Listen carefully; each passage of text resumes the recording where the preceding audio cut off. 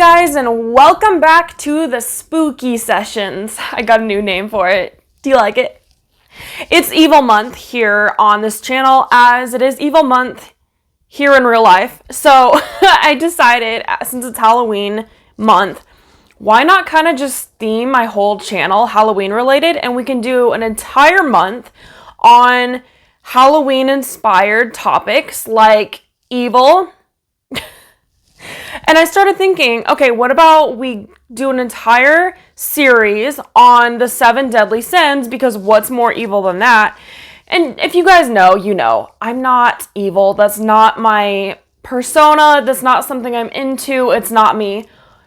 Therefore, I'm trying to use the topic of evil and put a spin on it. So how can we use the topic of evil but use it for our good, right? Because evil is out there. It's out there, and we are currently in the month of it. So I've been thinking about ways that we can kind of flip the script on the evil that is out there and use it to our benefit. If you've been following me for a minute, you know how I am about my themes. So of course, I'm dragging in another theme today into this topic, and I cannot believe I'm about to say this in the same sentence. But today's topic is going to be about greed, the sin greed, and Willy Wonka and the Chocolate Factory. I have not seen nor thought of this movie in the last, 8 years. But I heard that there's a new one coming out soon. So can we just pretend that I'm actually super hip right now? So today's topic of greed is, are you trick or treating your life? Are you trick or treating your future? On the topic of wanting to have it all, are you going from door to door begging for all you can possibly get to fill your bag full in your life? Are you? What do trick-or-treating and Willy Wonka and the Chocolate Factory have in common, you're probably wondering? Besides candy, which is a good guess, greed. How can we have it all? How can we have it all? There's a very common saying, you can have it all, but just not at the same time. There's also another very common saying, you can do anything, but you can't do everything. I believe that you can do anything, and you can also do everything, but just not at the same time. I believe that time is the key to every problem. Every problem. It all boils down to timing. And timing is especially a factor when you're wanting to have it all. How can you have it all at the same time? You're not going into law school when you're in middle school. You're not having a baby while you're working out at the gym, like currently at the same time. You could be working out while you're pregnant, but see, the thing is, timing is everything. 40 minutes ago, I was at work. Now, I'm at home. Timing is everything. 40 minutes ago, I couldn't have been recording this. 40 minutes later, I could. Timing is everything. And it's so hard, but looking at the big picture of our life, zoomed out, we can see how timing is really everything. I love where I live right now. I would also love to live in Paris one day. I would also love to live in Iceland one day. I would also love to live in Texas one day. Thing is, I can do it all, but not at the same time. And I don't have to choose right now where I want to live, unless that's right here, because there's nowhere else than right here that I could currently live. I currently have to stay here, so I can plan it out in the future. I could go somewhere else. But right now, I have to stay where I'm at. And I have to accept the fact that timing is everything. You can afford anything, but not everything. At least not at the same time. But do you really want everything? I mean everything. There's a lot of stuff that I don't want. In fact, I want a lot less than I actually want. I'm a very major minimalist. But this is the thing too that is so important to consider. What is your definition of having it all? What does that look like to you? What does that look like? Do you want a family? Do you not want a family? Do you want to get married? Do you not want to get married? Do you want your own business? Do you not want your own business? Do you want to live in the country? Do you want to live in the city?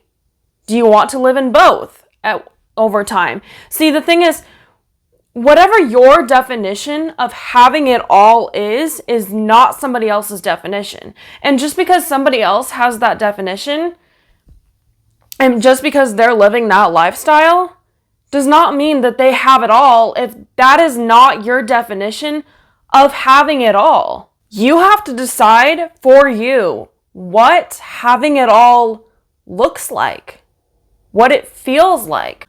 There's a lot of stuff I want, don't get me wrong, but at the same time, I have those days where I am humble and I am happy and I'm like, you know what?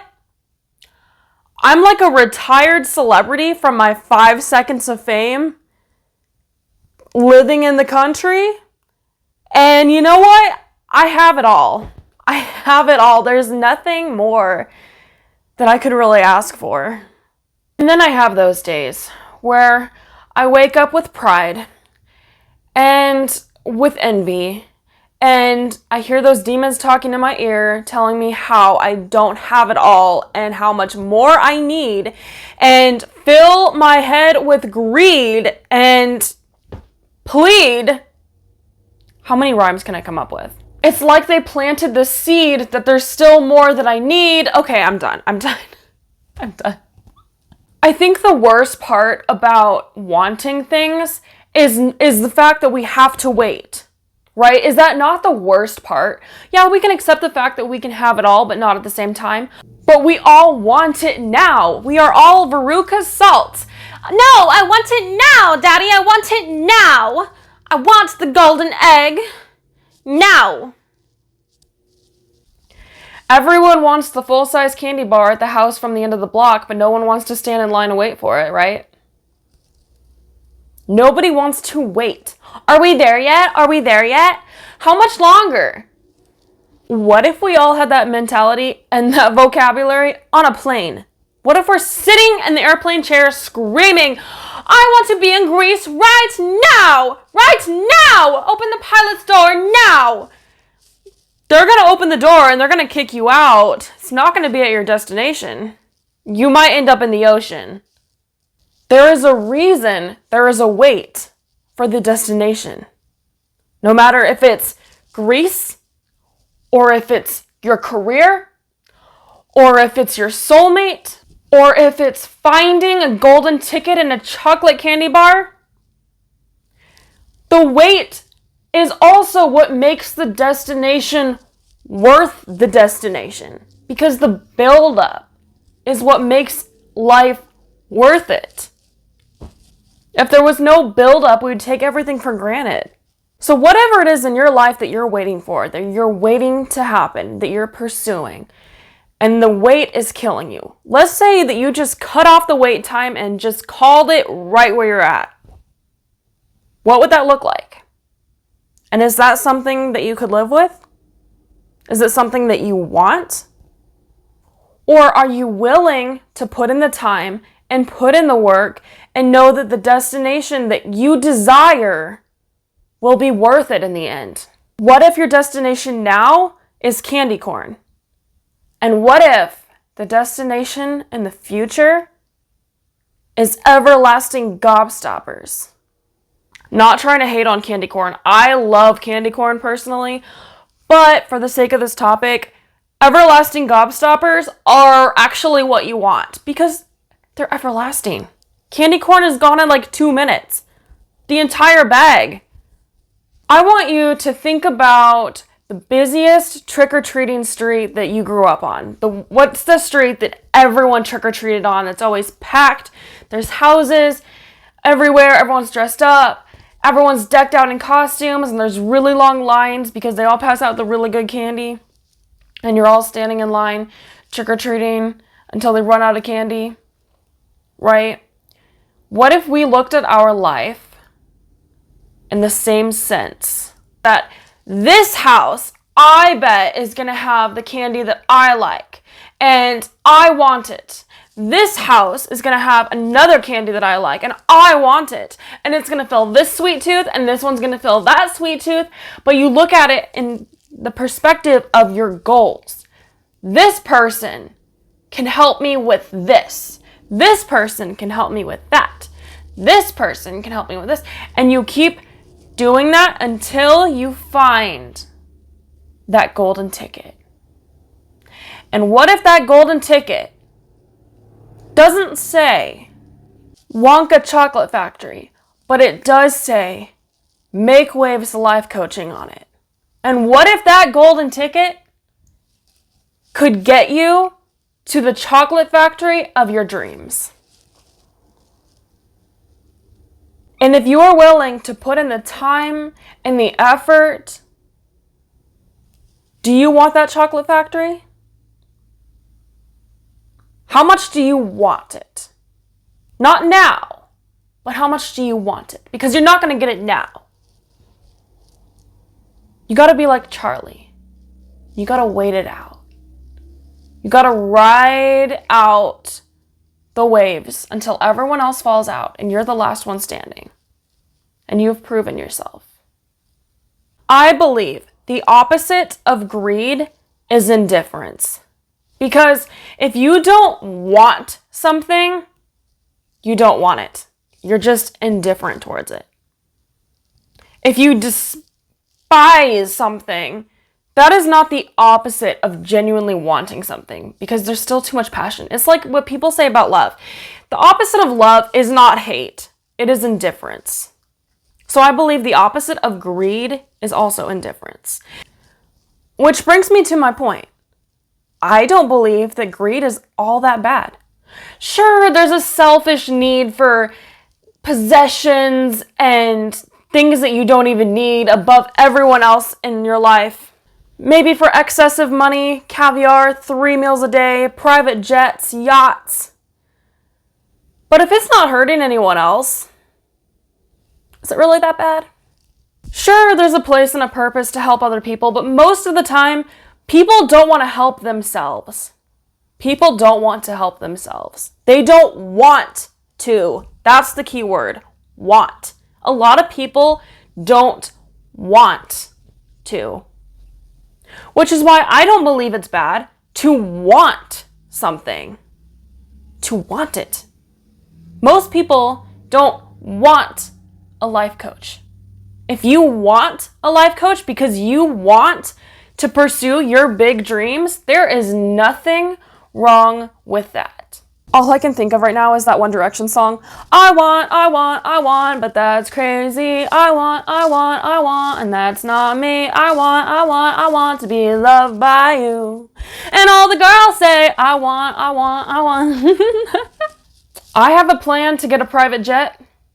What's wrong with that? It's not going to hurt anyone else. Unless they're on my private jet screaming, I want off now! I will gladly kick them off. Greed is a deadly sin for a reason, but hey, everything in moderation. And to want to work on yourself and better yourself and live your life to its fullest potential is probably the best thing that you could ever want for yourself. You can want a bag of candy this Halloween. You can want to go to Starbucks and get 10 pumpkin spice lattes. You can want to eat 2 pumpkin pies all by yourself. But is that really good for you? Are you actually tricking yourself more than you're treating yourself? Are you tricking or treating your future? This is no trick. I can help you treat your future. If you would like to book a free discovery call to find out what this is all about, click the link in the description below and follow me on almost any social media platform at Make Waves Coach. You can also check out my podcast, Make Waves Mermaid Kassandra, every place podcasts are found. I'm also a professional mermaid. It's not just a Halloween thing this year. It's not a costume, it's a lifestyle. If you would like to follow me on almost any social media platform at Mermaid Kassandra with a K. I will be back next week covering the next deadly sin, which I believe is lust. So we might be doing some dirty talking. That was a joke. Unless you want me to. Let me know in the comments below. I will talk to all of y'all next week. Now go out there and make waves. Mwah!